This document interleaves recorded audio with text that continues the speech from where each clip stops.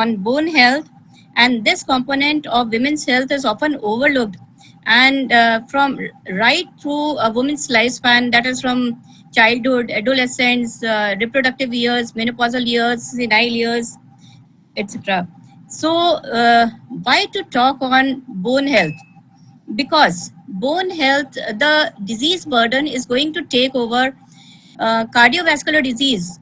By the year 2050, we have heard a lot about metabolic disorders from Maninder, and as she has told that where we are lagging is the implementation. We know a lot about all these metabolic disorders, and Dr. Maninder has thrown a lot of light on a very different aspect into the reproductive part and the pregnancy and its relation and beyond. So similarly, this bone health is so very important in terms of osteoporosis in India. Why? Because menopause occurs much earlier. The age is 46 years, and in Western women, it is 51 years. So, our women suffer from osteoporosis 10 to 20 years earlier than their Western counterparts. And about the lifetime risk of a woman suffering from fracture is about 40%. And it goes on increasing after the age of 50. And similarly, osteopenia, it is said, it is found that 40% of women are osteopenic at 40 years, 60% at 60 years, 80% at 65 years, and 100% women are osteopenic or osteoporotic at the age of 65 years. And once a woman suffers from either of these vertebral fracture or wrist fracture or hip fracture, then the chances multiply. You know, it can be 2 times, 5 times, or even 10 times. The risk of these fractures increases. And if a woman suffers from hip fracture, then you can see about the morbidity, and about 25% of women will die by the end of 1 year. So, Neelam, slides are not changing. okay, no, madam, I was just enumerating the disease burden. Yeah. Okay. No problem. So now coming to right from the start, we know that bone health in children is very important, and in when there is deficiency in severe cases, condition called as rickets, in which there are soft and deformed bones, then the child may have muscle cramps, spasms, weakness, bone pains, and even if the child is irritable, there can be mood changes, tingling. It could be because of calcium deficiency, tetany, then lethargy, feeding difficulties, dental issues. These all can be due to calcium deficiency, and it affects the bone health of the child. Now coming to the peak bone mass. The peak bone mass is the bone or calcium the amount of elemental calcium that is there in the woman, the maximum of it, and this occurs by the age of 30 years. BMD increases at the rate of 1% per year. Then in adolescents from 8 to 18 years, BMD increases at the rate of 4% per year. And then there is minimal increase. But before the age of 30 years even, the spine loss has already begun, and then femur loss begins. So the factors that affect peak bone mass are genetic, racial, nutritional, calcium and vitamin D. And it is said that if there is a 10% increase in PBM, it delays the onset of osteoporosis by about 13 years, and this has been found in many of the studies. So after menopause, because of calcium deficiency, the bone loss is aggravated, 2 to 4% loss per year for 5 to 10 years, and then there is senile bone loss. So in adolescent, as I've already told, 90% of the peak bone mass is achieved. And hence in this age, we have to look after our children, where they should have adequate dietary calcium and vitamin D, and have good exercise, especially girls. Then women in reproductive age, primary amenorrhea, secondary amenorrheas, PCOS, certain hormonal contraceptives, they all affect bones. During pregnancy, needless to say, we know that iron, folic acid, and calcium are prescribed by given by the government, I think all over India, and impaired fetal bone development can be there if there is calcium deficiency in the mother, and there is increased risk of pre-eclampsia and eclampsia and other diseases also if there is calcium deficiency. Neurological problems can also occur. Now coming to menopause, calcium and vitamin D, these two are the foundation for strong bones, and reduced estrogen levels during menopause causes calcium loss in bones, we know. So how much of calcium RDA is there? The recommended daily allowance, it is 1200 milligrams for postmenopausal women. And if there is low calcium, it will heighten the risk of osteoporosis and fractures. That is, even fragility fractures. What is fragility fracture? It is a fracture that occurs because of minimal trauma. And vitamin D3, it is a natural bone builder. Its deficiency can lead to decreased calcium absorption, decreased bone health, and increased risk of hip and non-vertebral fractures by 25%. And what is the RDA? That is 600 international units for postmenopausal women. So how much of calcium is needed? As I have already told. So I remember it this way. For males before the age of 70 years, it is 1000 milligrams. For women, 1200 milligrams. And in old age also, it is 1200 milligrams. And for children, it is 1300 milligrams is the recommended daily allowance of calcium. Now, the market is flooded with calcium, and it is really confusing which one to give and which one not to prescribe to the patient, because we all know that in our OPDs, the representatives come and they speak about the superiority of their products. But there is calcium carbonate, citrate, calcium citrate maleate, gluconate, lactate, and tricalcium phosphate. So each one has its own advantages and disadvantages. Calcium carbonate, though the net calcium is equal to calcium citrate maleate, that is 100, but its disadvantage is that it causes bloating and constipation. Advantage is that it can be taken with meals. CCM, it is here, it is, though it is expensive, but it can be taken without food also. Similar is with calcium citrate. It can be given to patients who have achlorhydria, but it provides less calcium. And gluconate, lactate, they are GI tolerant, can be given without food. Calcium, tricalcium phosphate can be given to elderly and malnourished, but it provides in addition to phosphorus also.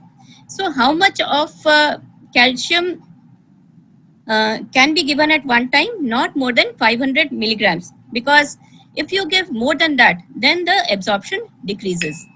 Now coming to vitamin D, I have not taken any of the pathophysiology, because what is most important is that how much of what is to be given and what is the normal levels, because many a times we forget about the levels even. So what is sufficient levels of vitamin D? It is 30 to 100 nanograms per ml. Below that, 20 to 30 is insufficiency, and less than that is deficiency. So this we have to remember this, because according to that only we have to give the maintenance and the therapeutic doses. So who should get vitamin D tested? Not all women. This is not every woman has to be tested for vitamin D. And though it is said that India is 80% women are deficient in vitamin D, in spite of the good sunshine and everything, maybe because of poor diet or our practices of staying at home, that may be one of the reasons of low vitamin D levels. Now, management of vitamin D3 deficiency, how much of what? So maintenance therapy, in most of the preparations, what we get with calcium is 1000 to 2000 international units per day, and 60,000 IU once a month is sufficient. Coming to the therapeutic dose, it has to be given for 8 weeks, 6000 IU daily orally if the woman is having vitamin D deficiency that is less than 20 or 30, if indicated. Now coming to 60,000 IU weekly has to be given to the patient, and if intramuscular, then 6 lakh units IM once in 8 weeks, and therapeutic dose 3 lakh IM twice a year or 6 lakh IM once a year, and toxicity is 10,000 IU per day. Now, what are the nutrients that are bone friendly? They are vitamin B6, B9, and B12. And all these three lead to elevated or hyperhomocystinemia. So these vitamins also have to be looked into when we are supplementing our patients with these calcium and vitamin D. So they also support the bone mineral density, enhance the bending, compressive and impact strength of the bones, and reduce bone loss and fragility. So the RDA for postmenopausal women, for vitamin B6 it is 1.6, for vitamin B9 180, and for B12 it is 2 micrograms per day. Now osteoporosis, it is a condition of weak brittle bones, we already know, and this may lead to fracture even from minor fractures, falls or stresses, which is called the fragility fracture. These bones are having low bone density. Then the fracture risk is hip, spine, wrist, most common. Often this is asymptomatic and the patient comes to know of it only when the patient may have gone for some pain in the body and she gets an X-ray done. Then only she comes to know that there is a fracture somewhere in the vertebrae. And it is common in older adults, especially postmenopausal women. Now the risk factors for osteoporosis, most of the systemic diseases, because renal, hepatic, rheumatoid arthritis, inflammatory disorders, multiple myeloma, multiple sclerosis, thalassemia, they all can lead to osteoporosis.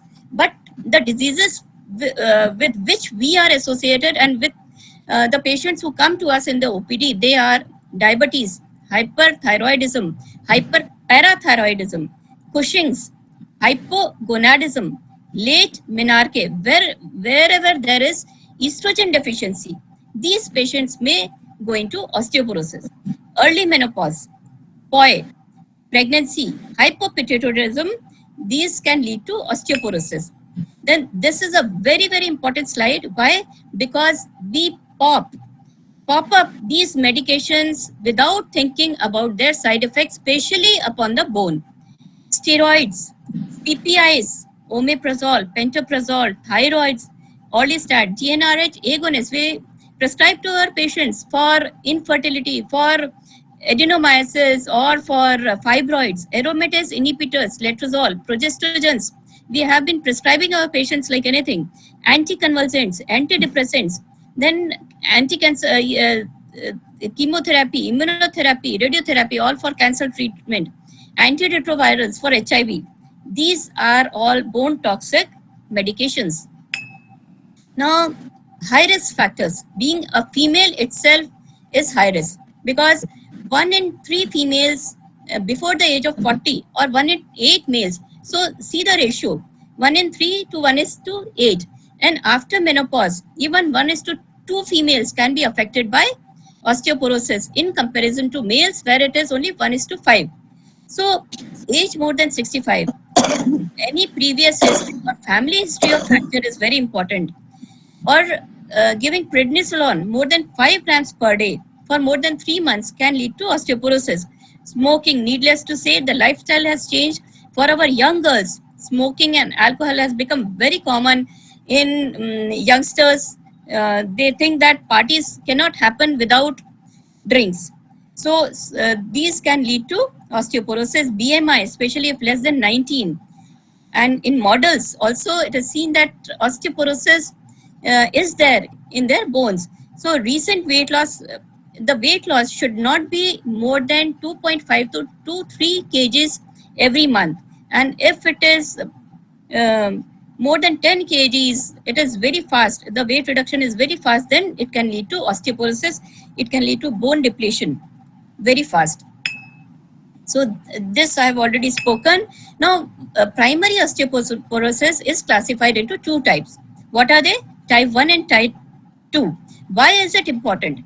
One is postmenopausal, 50 to 70 years of age, and the second is due to senility, more than 70 years. And it is important because before the age of 70 years, which fractures are common? They are wrist and vertebral fractures, that is 60 to 70 years. And after 70 years, hip also is added into this group. And here it is when most of the morbidity due to fracture occurs, and the quality of life becomes hell for these women if there is hip fracture and if it is not healed. Now, what are the diagnostic methods for osteoporosis? They are DEXA, they are FRAX, OSTA, X-ray. So the gold standard is DEXA. And what are the bones where it can be done? It can be done on spine, hip, femur, lower 1/3 of the radius. And what is T-score? It is it is diagnosed in T-score. What is T-score? It is the standard deviation from population of young adults 25 to 29 years of age. This is the definition. And what is the difference between Z-score? It is the same except in the population of the same age and gender. So this is the difference. Now, interpretation, most of us know what is normal, more than -1. Osteopenia, -1 to -2.5. Osteoporosis, less than -2.5. And severe osteoporosis, -2.5 with fragility fracture. So for every 1 SD fall in BMD, there is an increase in risk of fracture 1.5 times in vertebra and 2.5 times in hip. And so BMD is only a screening tool, and it is not used for therapeutic intervention only in certain cases, as we are going to see it next.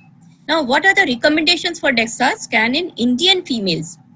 All women 5 years beyond the age of natural menopause, women less than 5 years but with a particular risk factor, or women with fragility fractures, or where there is radiological evidence of osteopenia and presence of vertebral compression fractures, or women with secondary causes. And also very important, before initiating pharmacotherapy for osteoporosis. Then there are bone markers also, like osteocalcin, NTX, CTX, but nowadays these are hardly used even by orthopedicians or endocrinologists, which I have seen they have stopped using after these very good tools have come up. Another is very important, which is the FRAX score. And this gives us a 10-year probability of major osteoporotic fracture and hip fracture. And this is a computer-based algorithm in which you can fill it. It's not difficult. There is age and age, gender, height, previous history of fracture, etc. And there are 12 points that have to be filled. And the computer itself gives you the major osteoporotic fracture risk or the hip fracture risk. Why is it important? Because upon that only depends the therapeutic intervention.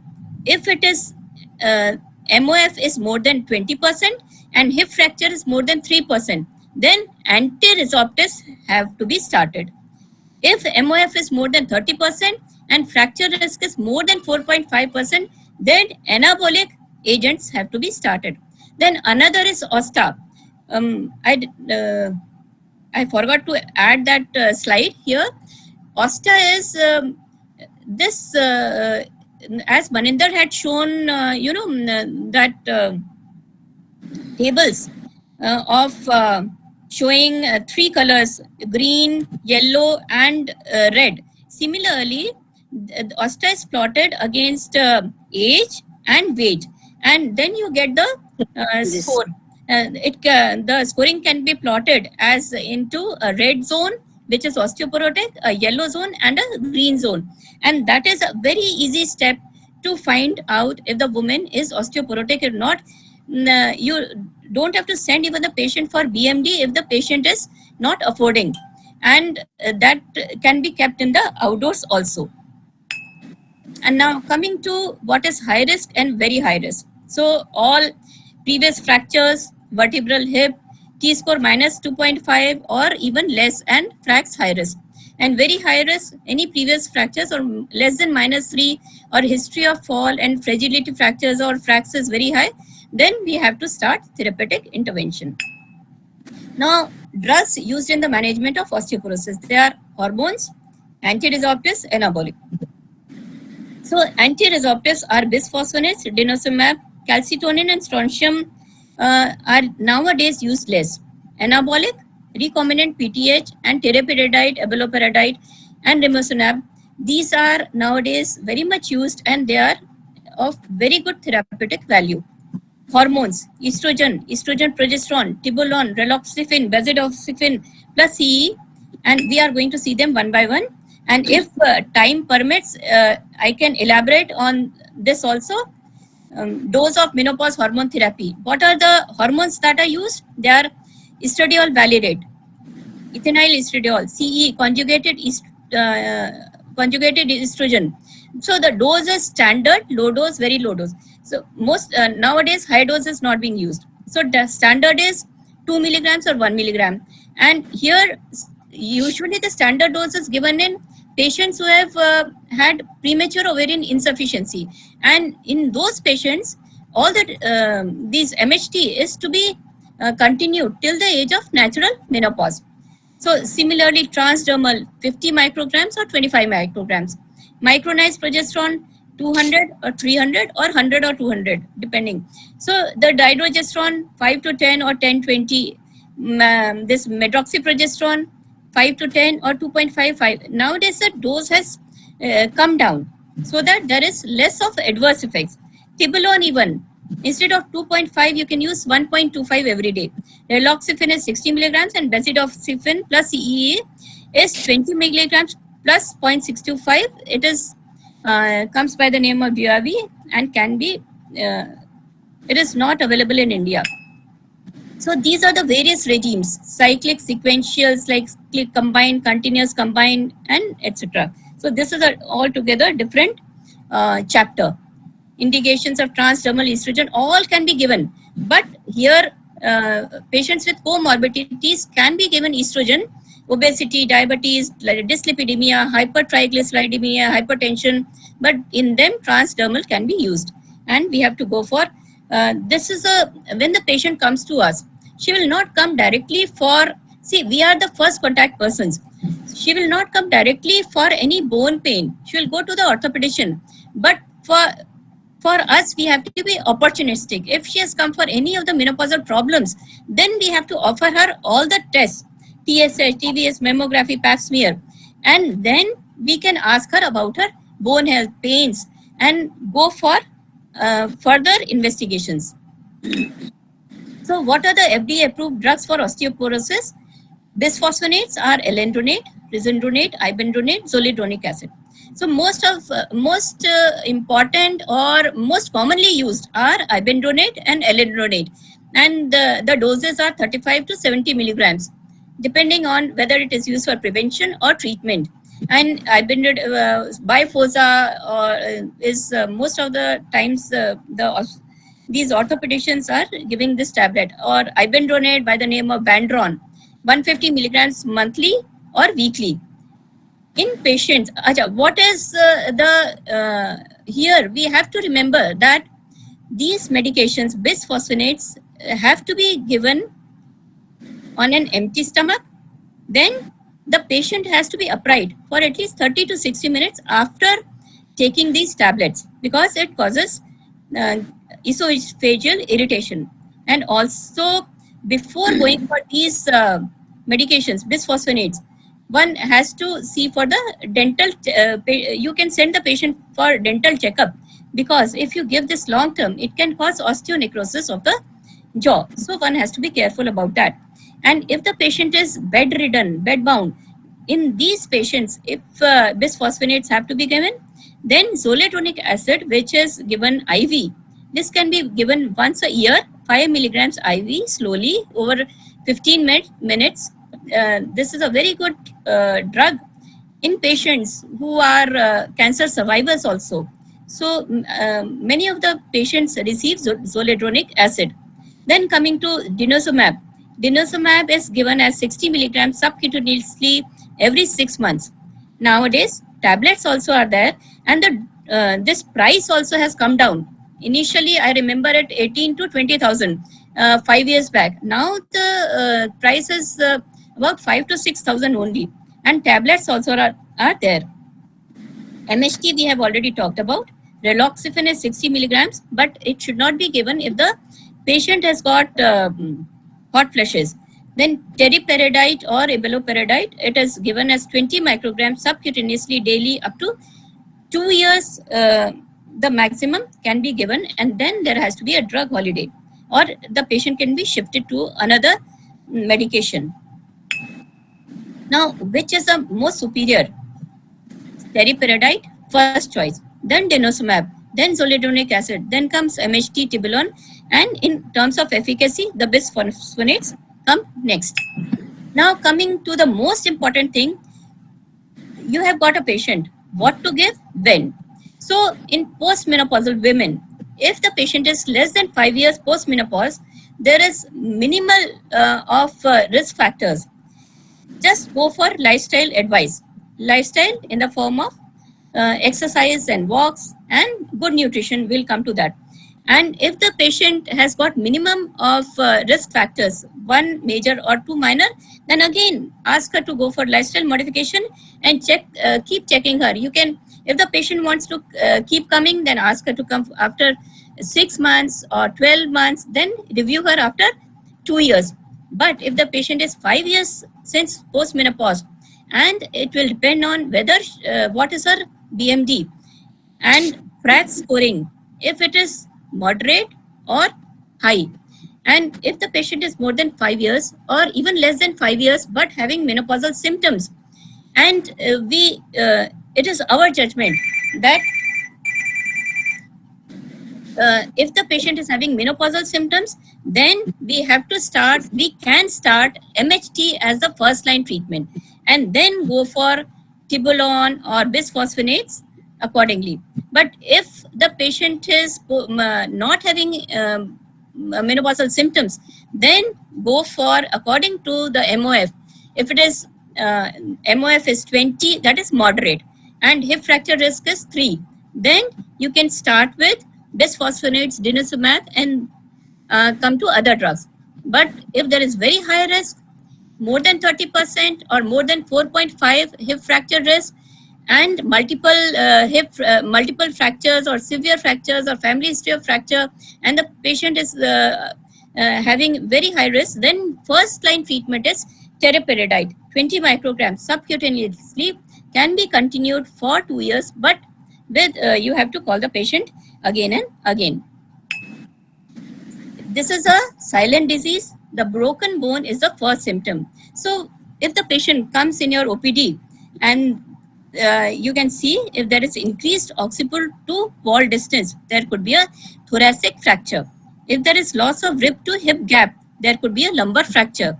If the patient is having kyphosis or decreased height, which is very important again, you see the patient after 4 years or 5 years, and you feel that the patient has reduced in terms of height, then there could be a lumbar fracture, thoracic fracture, or any of the vertebral fractures, and the patient is suffering from osteoporosis, or there could be a Duveger's hump. So 2 in 3 vertebral fractures go unnoticed, and we have to be very careful about that. Now the take-home messages. Now osteoporosis is preventable and treatable. We have to look for the risk factors, predict with FRAX or OSTA, measure the BMD. For vertebral fracture analysis should be done, and prophylactic and therapeutic management should be done. Physical activity, exercise, and diet. Our Indian diet is, we have gone away from our Indian diet. Otherwise, all the dairy products, then methi is a very good source, ragi, til, pulses, they are all rich in calcium. So apart from these nuts and green leafy vegetables and broccoli, see, these are all studies that have come from outside. We have to look into our own kitchens, which are full of calcium. And again, we, as our Prime Minister even is saying, that go for millets, go for our Indian or the local diet, or whatever is there in our whatever our forefathers or parents and our grandmothers used to eat, we again have to go back to that same kind of food to prevent diseases, not only osteoporosis but also NCDs, as Dr. Maninder has just enumerated. Now, regular exercises, 30 minutes of aerobic exercises daily or at least 5 times a week. This is not only good for the heart but increases the blood supply to muscles also. Then resistance training with weights or TheraBand or whatever is there, even picking up buckets in your homes is a sort of resistance training, and this should be done at least 2 to 3 times a week. See, we have come to the age where we are doing everything with buttons. Aap mixie on kariye, aap anything is with buttons. So whenever you are going somewhere, instead of taking a lift, just climb the stairs. This way we are going to preserve our bone health. So 6 to 12 repetitions of 8 to 10 exercises. हम बचपन में जो exercises, if you remember what we did in our schools, आप हाथ ऊपर करो, नीचे करो, चौड़ा करो, नीचे जाओ, simple exercises, we don't have to learn. Body squats, leg press, knee extension, leg raise, these are all same. आप आलती पालती मार के बैठिए. This is the best for joints. For the upper body, chest press, seated row, balancing exercises for both muscles and prevention of falls. Then good nutritional intake, I've already told, calcium 1200 milligrams per day. Vitamin D levels 20 nanograms should be minimum. And for that, this is a sunshine hormone, and also we can sit in the sun for exposure to sun rays from 11 to 3 p.m. Where आप अपने आप को expose करके बैठिए. Then creatinine supplementation, collagens, polyphenols, curcumin, green tea extracts, cardamom, garlic, they are all good for bone health. And pro and symbiotics, magnesium, adequate intake of vitamin C, vitamin E, these are all good. So let us all come together in our fight against osteoporosis, bone and muscle friendly lifestyle, identify those at risk, timely diagnosis, and risk stratification is very, very important. And we have to reach out and implement for our women. And thank you so much for, we have to look for proactive clinical practices to ensure optimum skeletal health in our women, ultimately reducing the burden of osteoporosis related morbidity and mortality in our women. Thank you so much.